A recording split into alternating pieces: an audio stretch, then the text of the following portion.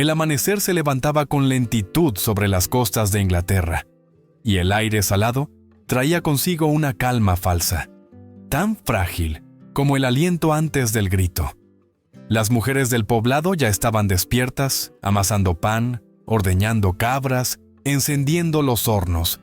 Nadie sospechaba que, más allá del horizonte cubierto de niebla, un ejército del norte se preparaba para romper el silencio con fuego y hierro. Yo, cronista de aquellos días oscuros, aún recuerdo el sonido. No fue el del trueno, ni el rugido de los dioses, sino el de los cuernos vikingos llamando a la muerte. Desde las aguas frías del Mar del Norte, los barcos dragón emergieron como bestias de madera y acero. En sus proas talladas con rostros demoníacos, se reflejaba el sol naciente, rojo como la sangre que pronto teñiría la arena. Los hombres del norte avanzaban con precisión, impulsados por una fe brutal en su destino. No eran simples saqueadores, sino heraldos de un orden donde la compasión no tenía cabida. Para ellos, la vida del enemigo no era más que un tributo a la fuerza. Cuando los primeros cascos tocaron tierra, el sonido de las espadas se mezcló con el de los gritos. Los aldeanos, sorprendidos en mitad de sus tareas, apenas pudieron resistir. Los hombres fueron los primeros en caer, defensores inútiles de un destino ya escrito. Las mujeres corrieron, buscando refugio entre chozas que pronto ardieron. Los niños fueron arrastrados fuera de sus escondites, sus llantos ahogados por el estruendo del combate. Recuerdo haber visto a una mujer, una joven madre, de pie frente a la puerta de su casa, con un cuchillo de cocina en la mano. A sus pies, su hijo, apenas un infante, lloraba. El guerrero que se acercó no vaciló, la apartó como quien aparta una sombra. No hubo ira en su gesto, ni crueldad. Solo una calma glacial, la misma con la que un hombre realiza una tarea cotidiana. En la lógica del norte, aquel acto no era un crimen, era el cumplimiento del destino. En los anales de Ulster se menciona cómo aldeas enteras desaparecieron sin dejar rastro. Los cronistas escribieron que el mar trajo fuego y el viento llevó las cenizas. En el Chronicon roskildense se habla del silencio que siguió a cada victoria vikinga, un silencio tan espeso que ni los pájaros se atrevían a romperlo. Porque cuando la espada se detenía, comenzaba otro tipo de guerra, la guerra de los sobrevivientes. Cuando los hombres del norte conquistaban una aldea, no se limitaban a saquear. Medían su botín no solo en oro o ganado, sino en vidas humanas. Las mujeres y los hijos de los vencidos eran parte del precio de la guerra. Era la costumbre del mundo antiguo, el derecho del vencedor. Y así, la derrota de un guerrero no terminaba con su muerte, sino que se prolongaba en la desgracia de su esposa y sus hijas. Los vikingos consideraban que la victoria no era completa hasta que el enemigo había sido borrado de la tierra y de la memoria. Por eso no bastaba con matar, había que poseer, dominar, someter. A los ojos de los dioses del norte, era el ciclo natural.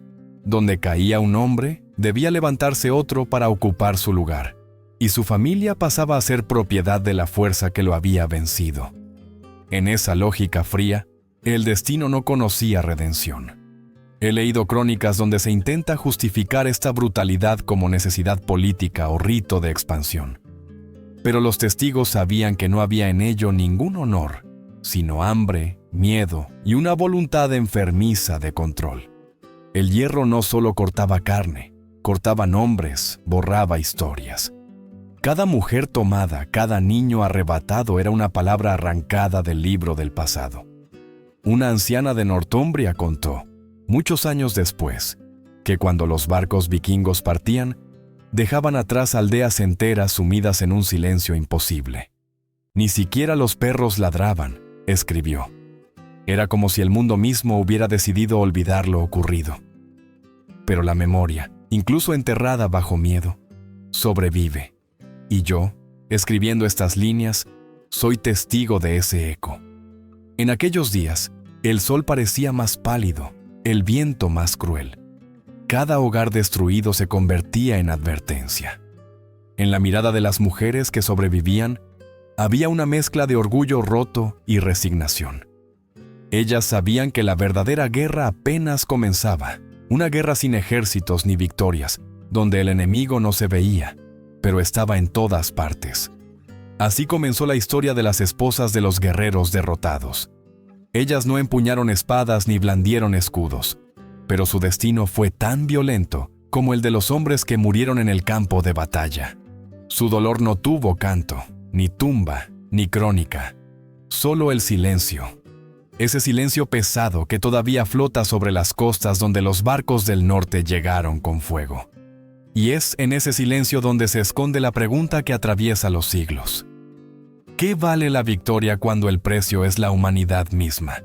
En el mundo de los vikingos, la palabra honor no significaba lo que hoy entendemos. Era más pesada, más fría, más letal. No era virtud ni bondad, era deber y violencia. La ley del hierro gobernaba todas las cosas, desde los tronos hasta los hogares. Quien moría en batalla conservaba su gloria. Quien caía sin luchar, perdía incluso su nombre. Y las familias de los derrotados heredaban no su memoria, sino su vergüenza. El honor entre los hombres del norte se medía con sangre, se vengaba con hierro, se preservaba con fuerza, se pagaba con vidas. En sus sagas, esos poemas que más tarde serían escritos por manos temblorosas en monasterios, la justicia siempre tiene forma de espada. El hombre que no cobra su venganza, decían, no merece reposar entre los dioses. Así, cuando un guerrero caía, su casa quedaba condenada. Su esposa, sus hijas, su linaje entero se convertían en trofeo del vencedor. Esa costumbre, que los antiguos llamaban Konur Herteknar, mujeres tomadas en guerra, no era un castigo individual, sino una extensión del combate. El vencedor no solo mataba al enemigo, sino que lo borraba. Su familia se convertía en propiedad de la victoria. No había lamento en ello, ni siquiera crueldad deliberada. Era orden, era destino. En el frío norte, la piedad era una palabra desconocida. Los jarlar, los hombres de más alto rango, aplicaban la misma regla tanto en el campo de batalla como en sus consejos. La venganza era el hilo que mantenía unido el tejido del poder. El hombre que no vinga su ofensa, decían, pierde el derecho a mandar. Por eso, cuando un enemigo caía, el acto de tomar a su familia no era un exceso, sino una obligación. Se trataba de demostrar a los dioses y a los hombres que el mundo seguía girando bajo la misma ley, la ley del hierro. En una crónica del siglo IX, se narra cómo, tras una batalla en las costas de Irlanda, los vikingos no se limitaron a saquear las casas. Reunieron a los aldeanos sobrevivientes en la plaza y, delante de todos, eligieron a las mujeres más jóvenes.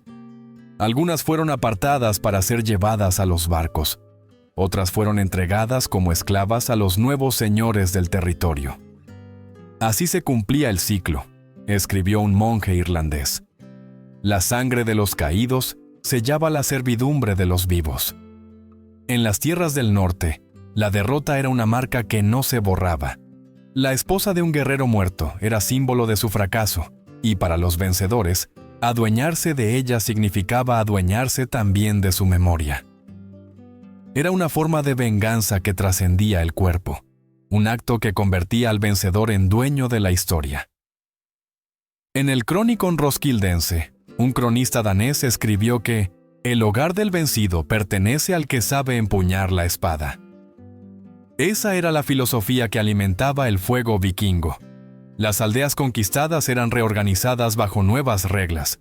Los viejos símbolos se quemaban, las tumbas eran profanadas, los templos convertidos en graneros, y las familias, despojadas de su linaje, eran reducidas a simple botín.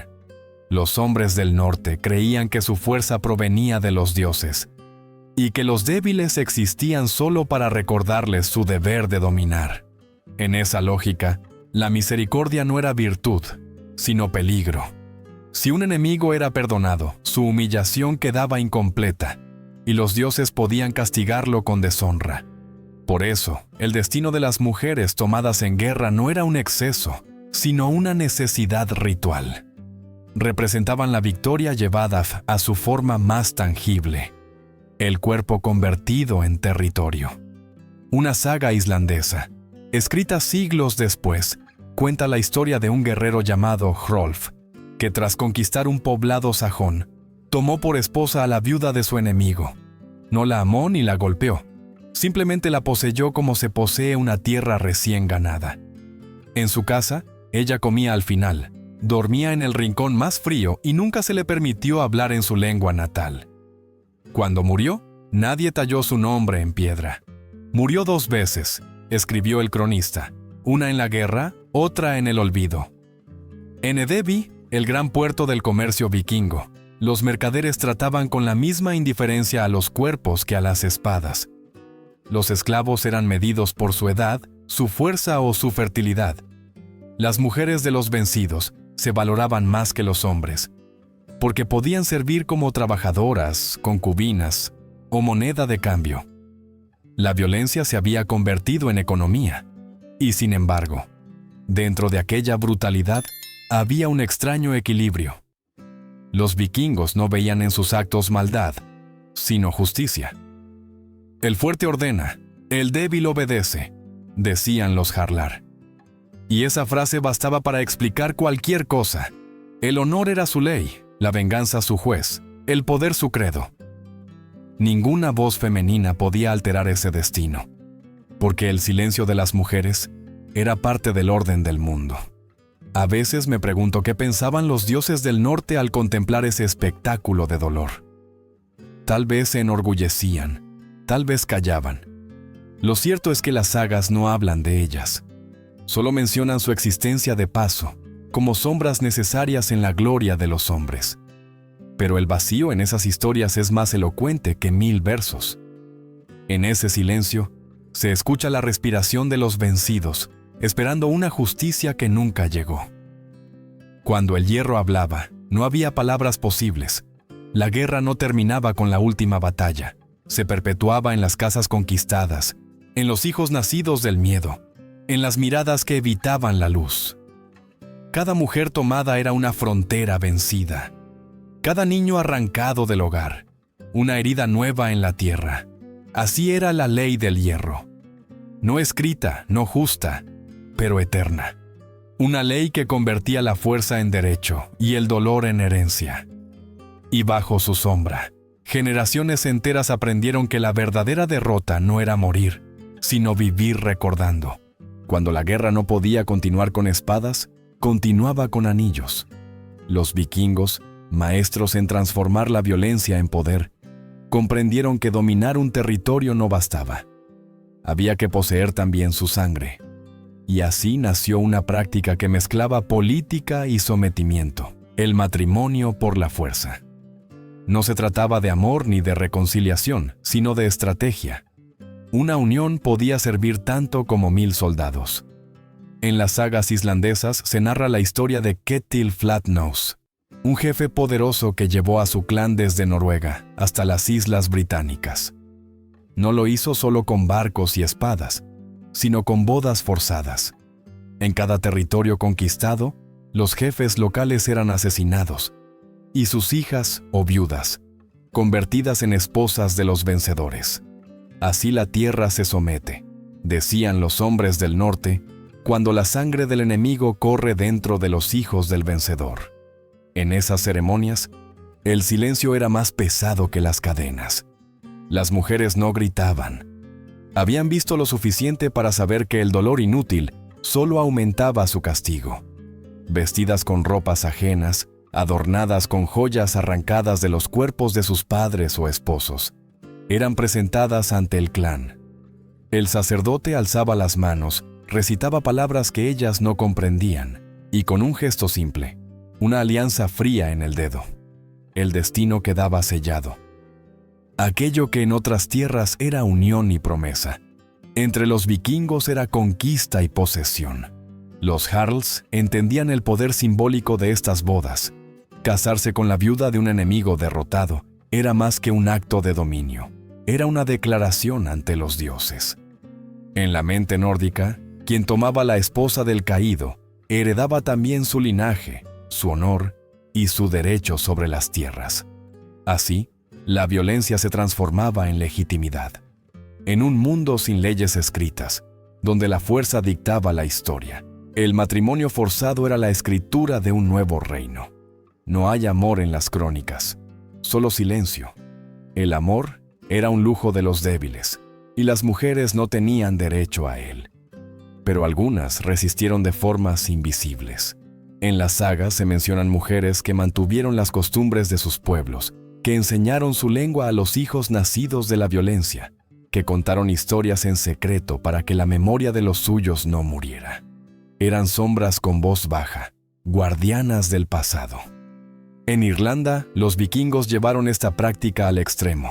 Los reinos costeros, arrasados una y otra vez, fueron absorbidos mediante uniones impuestas.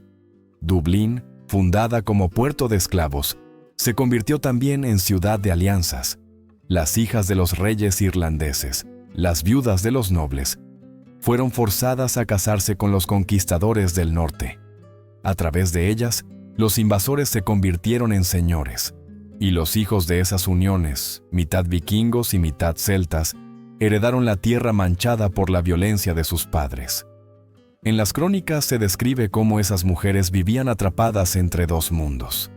Ante los ojos del clan eran trofeos, instrumentos de poder. Pero en la intimidad, muchas conservaron su orgullo, aunque disfrazado de obediencia. Una crónica anglosajona relata que una esposa forzada, al servir la mesa a su nuevo marido, derramó intencionalmente vino sobre su túnica, y cuando él la golpeó, respondió con una mirada tan fría que el guerrero retrocedió. Por un instante, escribió el monje, el hierro se dobló ante la dignidad. Los hijos nacidos de estas uniones eran considerados puentes entre los dos mundos. Para los vikingos, eran prueba de conquista. Para las madres, eran la última esperanza de redención. Muchos de ellos heredaron el carácter dividido de su origen, mitad conquistadores, mitad vencidos. Las sagas posteriores hablan de hombres que, aunque nacidos del poder, cargaban con la vergüenza de una madre sometida. Eran los herederos de un imperio construido sobre el dolor. En Normandía, los descendientes de estos matrimonios forzados serían más tarde llamados nobles, portadores de sangre mixta. Ellos serían quienes llevarían la herencia vikinga a Francia y siglos después, a Inglaterra. Así, las mujeres capturadas se convirtieron, sin saberlo, en los cimientos genéticos de reinos enteros. La violencia del norte se mezcló con la nobleza del sur, y de esa unión forzada nació parte de la Europa medieval. Pero ninguna de ellas fue recordada por su nombre. Los libros mencionan a los hombres que conquistaron, nunca a las mujeres que pagaron el precio. Ni una inscripción, ni una tumba con su historia. Solo el eco de sus pasos en los corredores de piedra donde criaron a los hijos de sus enemigos. Un monje irlandés escribió: ellas son el silencio de la historia, las madres del poder y del dolor. Sus vidas fueron borradas, pero su huella permaneció en cada frontera trazada con sangre. Cada alianza sellada con un beso forzado era una cicatriz en la tierra y en la memoria. Cuando pienso en aquellas mujeres, no veo debilidad, veo resistencia. No la que se mide en batallas, sino la que se mide en miradas que no se quiebran. Ellas soportaron sin romperse, y aunque sus voces se perdieron, su historia aún vibra en las piedras frías del norte.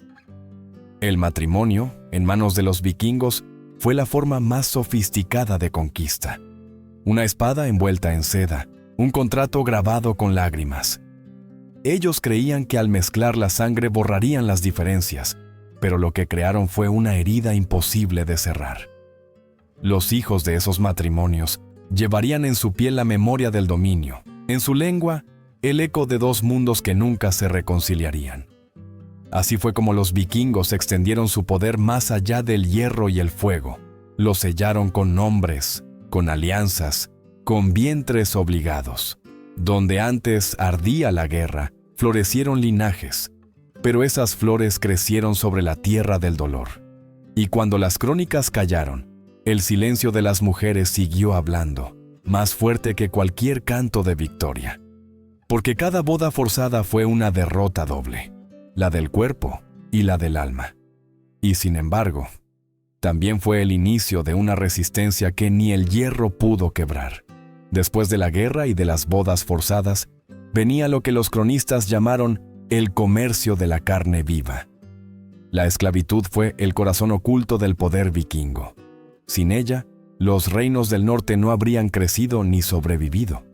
No era una práctica marginal ni vergonzosa, era el engranaje central de su economía.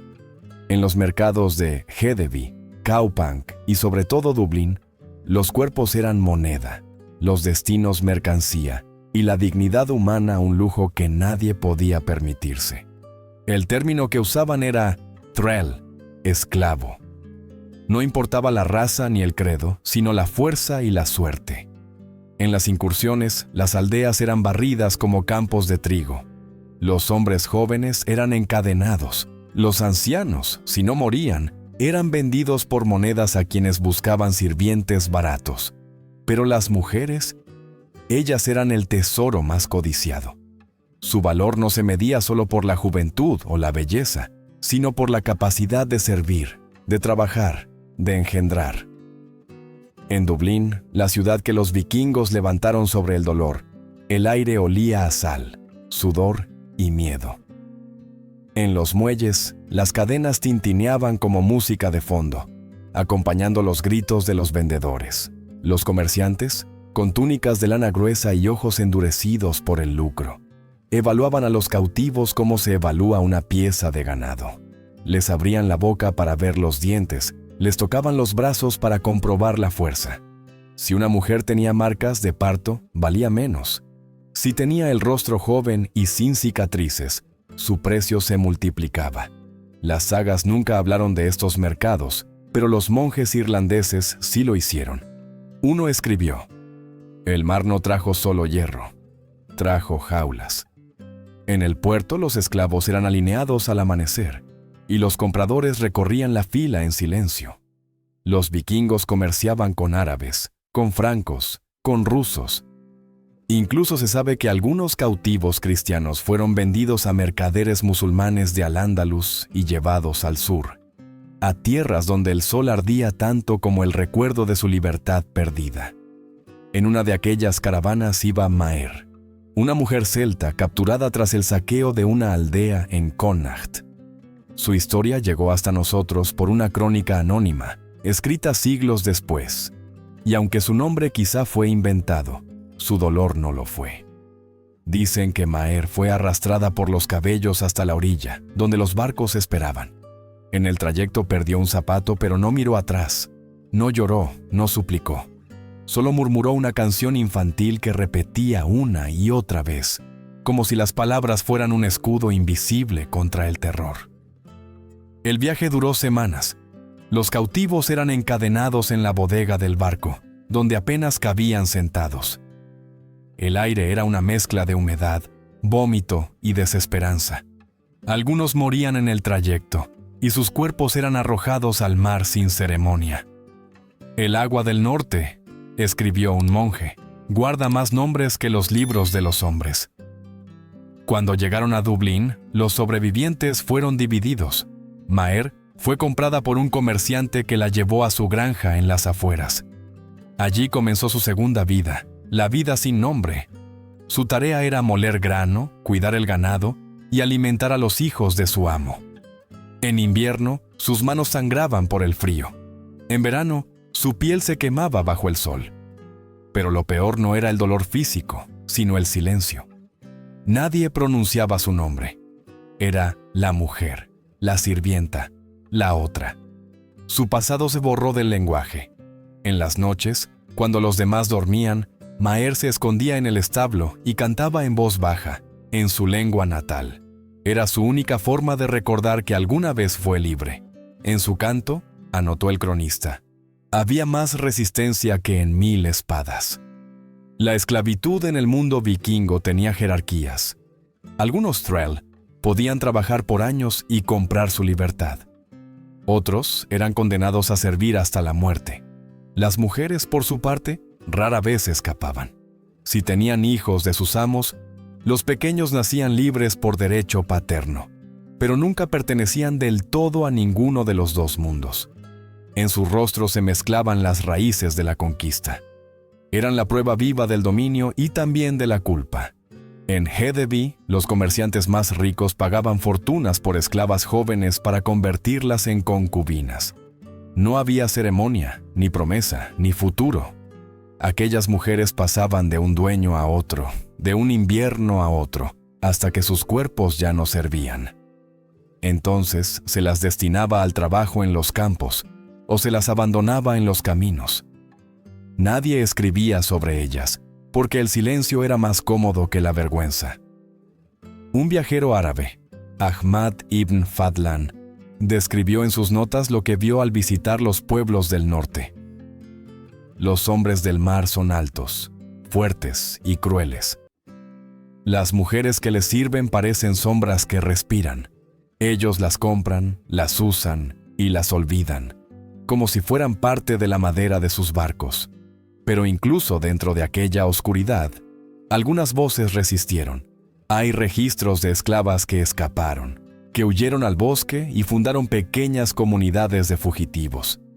En las costas de Noruega, los ancianos aún cuentan leyendas sobre mujeres salvajes que vivían entre los árboles y atacaban a los viajeros solitarios. Tal vez no fueron fantasmas, sino las almas libres de aquellas que se negaron a morir en silencio. El comercio de esclavos vikingos duró siglos. En Dublín, se estima que decenas de miles de personas fueron vendidas a lo largo del tiempo. Su trabajo permitió construir las ciudades, alimentar a los ejércitos y mantener la riqueza de los clanes. Era una maquinaria perfecta de explotación, sostenida por la idea de que la fuerza justificaba todo. Y sin embargo, los vencedores también quedaron marcados por su propia violencia. Los hijos nacidos de la esclavitud, de la mezcla forzada, comenzaron a cambiar el rostro del norte. Hablaban dos lenguas, conocían dos mundos y llevaban en la sangre tanto al amo como al esclavo. Con el tiempo, fueron ellos quienes levantaron nuevas generaciones que ya no podían distinguir entre el conquistador y el conquistado. La esclavitud moldeó la Europa medieval más de lo que los libros se atreven a admitir. Los vikingos, que se consideraban hombres libres por excelencia, construyeron su libertad sobre las cadenas de otros. Y cuando sus descendientes escribieron las sagas, prefirieron olvidar ese detalle. Pero la historia no se borra con silencio. Está escrita en las ruinas, en los huesos, en las canciones que aún sobreviven entre el viento del norte. Cuando miro el mar que los trajo, me pregunto si alguna vez escucharon los lamentos que dejaban tras ellos. Tal vez el rugido de las olas era solo el eco de esas voces, multiplicadas por los siglos. Voces que siguen susurrando una verdad simple y terrible, que ningún imperio se construye sin esclavos, y que toda gloria se alimenta del dolor de los invisibles. Si la esclavitud fue el comercio del cuerpo, la humillación fue el dominio del alma. Los vikingos comprendieron pronto que el miedo no bastaba para mantener el control. Hacía falta destruir el orgullo, borrar el honor de los vencidos y convertirlo en espectáculo. Así nacieron los rituales públicos de vergüenza, actos que no buscaban castigar, sino enseñar. Cada mujer humillada era un mensaje. La fuerza del norte no solo vencía, sino que despojaba incluso de la dignidad. Los cronistas hablan poco de ello, quizá por pudor, quizá por miedo. Pero los silencios de la historia suelen ser más elocuentes que las palabras.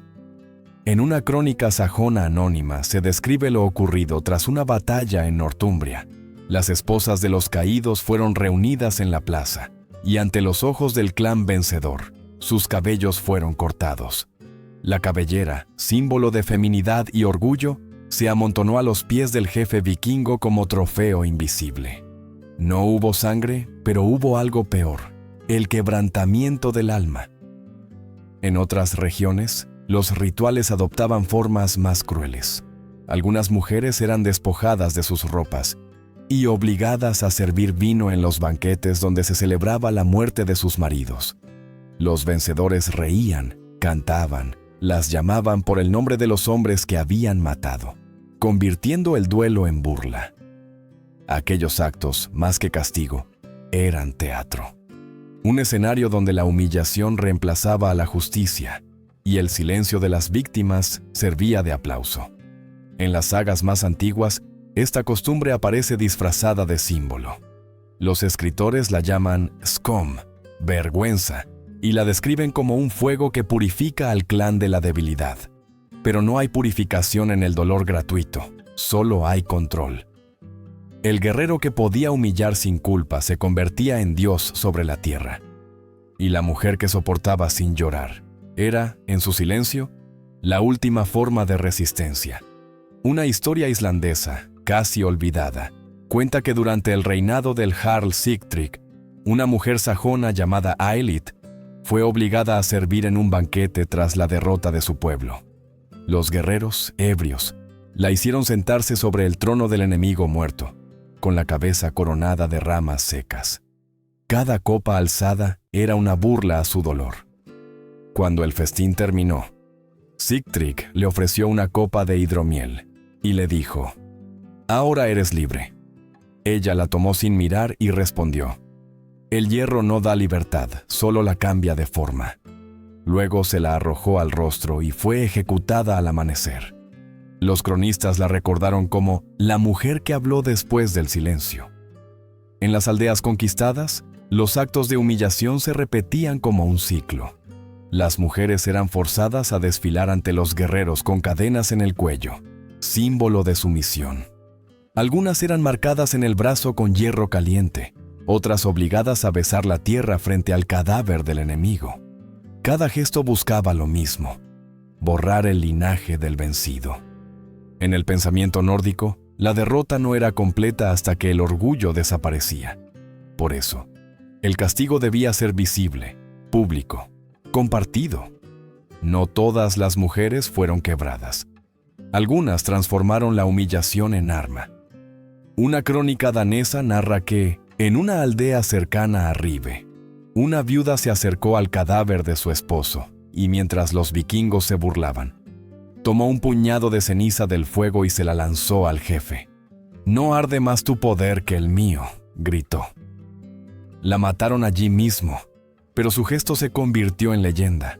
En los años siguientes, los niños del pueblo la recordaban como la que hizo temblar el hierro. El poder de la vergüenza residía en su permanencia. Los hombres podían olvidar las batallas, pero las mujeres recordaban las risas. En las frías noches del norte, entre el sonido del viento y las olas, aquellas risas se convertían en fantasmas. Los monjes escribieron que el pecado del vencedor es reír ante el llanto del vencido, pues esa risa será su condena eterna. Y quizá tenían razón. Cada carcajada dejaba una grieta en la gloria del conquistador. En algunos lugares, los rituales tomaban un matiz casi religioso. Se decía que los dioses del norte exigían pruebas de sometimiento. Las mujeres eran obligadas a lavar las espadas con las que habían sido asesinados sus familiares, como si su dolor pudiera limpiar el arma.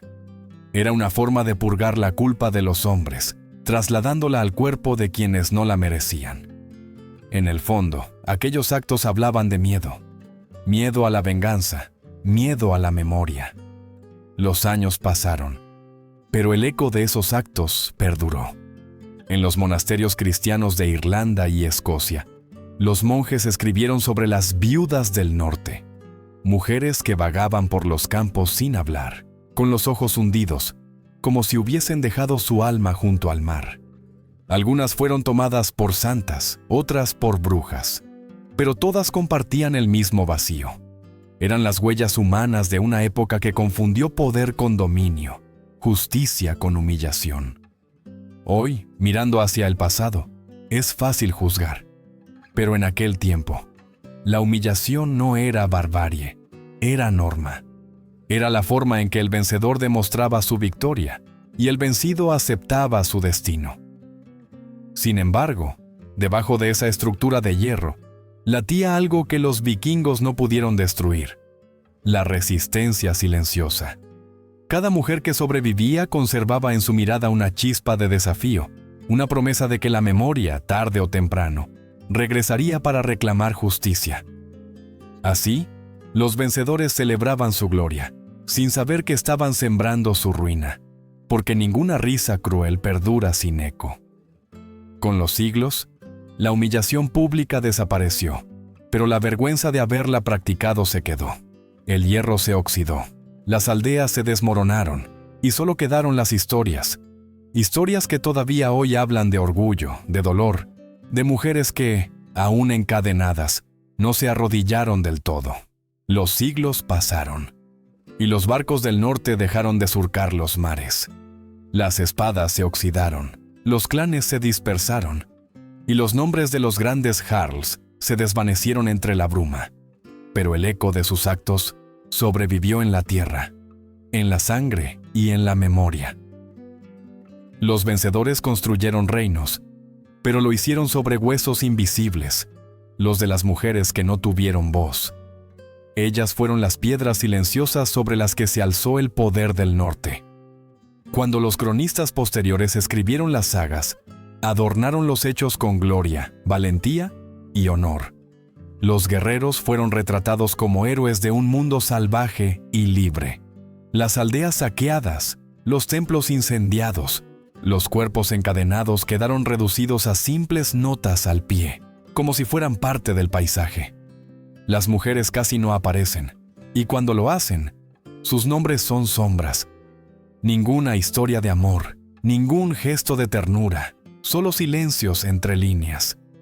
Pero el silencio no borra la verdad, solo la aplaza. Bajo las genealogías de los reyes normandos, ingleses o irlandeses, late una herencia mestiza, nacida de las guerras y de las uniones forzadas. Los hijos de aquellas mujeres, mitad conquistadores y mitad vencidos, fueron quienes dieron forma a la Europa del futuro. En ellos se mezclaron el hierro y el llanto, la espada y la cuna. Fueron herederos de una violencia que ya nadie recordaba, pero que seguía marcando su destino. En Normandía, los descendientes de los vikingos adoptaron el cristianismo, fundaron iglesias y escribieron leyes, pero las raíces seguían allí, bajo la piedra. En cada familia noble había una abuela sin nombre, una bisabuela borrada de los registros, cuyo único legado era una mirada heredada, un gesto o una palabra extranjera. En Inglaterra, en Escocia, en Irlanda, las leyendas sobre las mujeres tomadas en guerra sobrevivieron como cuentos de advertencia, transmitidos al calor del fuego. Historias sobre la soberbia de los fuertes y la paciencia de los débiles.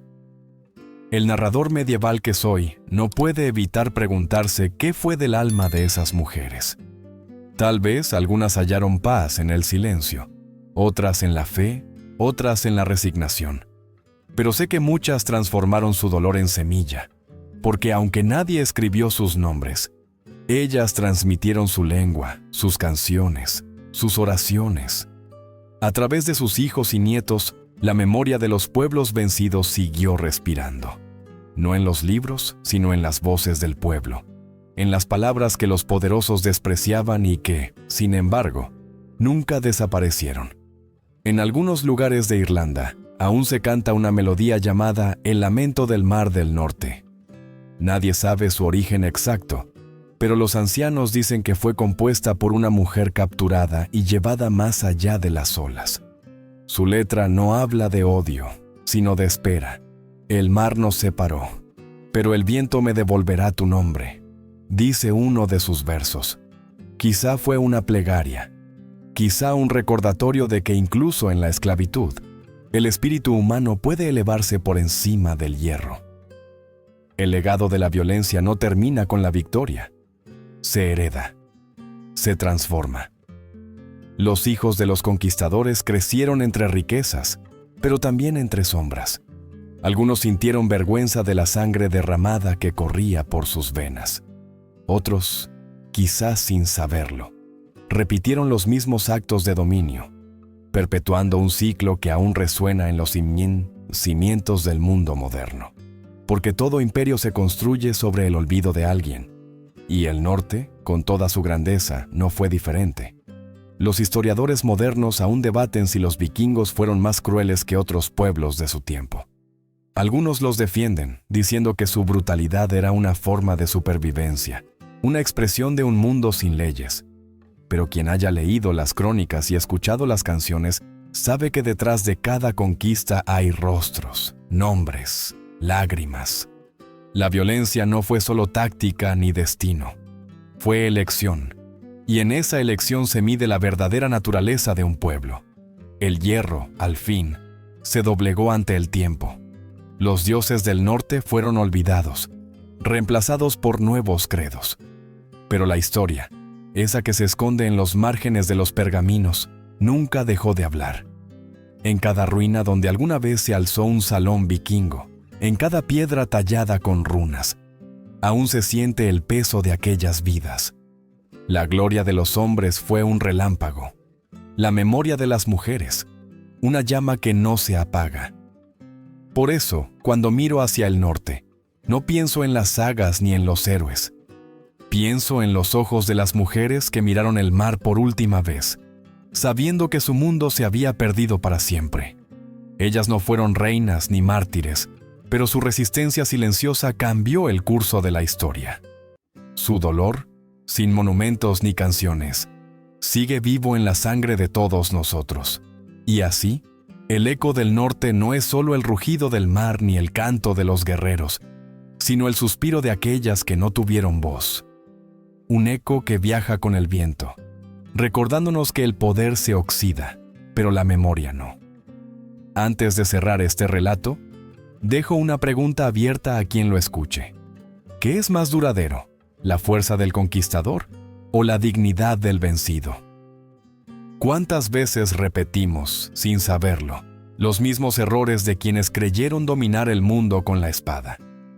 La historia del norte no es solo la historia de los vikingos, sino la historia de todos los pueblos que confundieron el miedo con la gloria. Y sin embargo, también es la historia de las mujeres que, sin armas ni voz, resistieron el olvido, porque al final, la verdadera victoria no pertenece al hierro ni al fuego, sino a la memoria, esa que no se puede saquear, ni vender, ni encadenar. Esa que sigue viva, siglos después, en cada palabra que se atreve a recordar. La historia no olvida, solo espera a ser contada por aquellos que aún se atreven a escuchar su eco.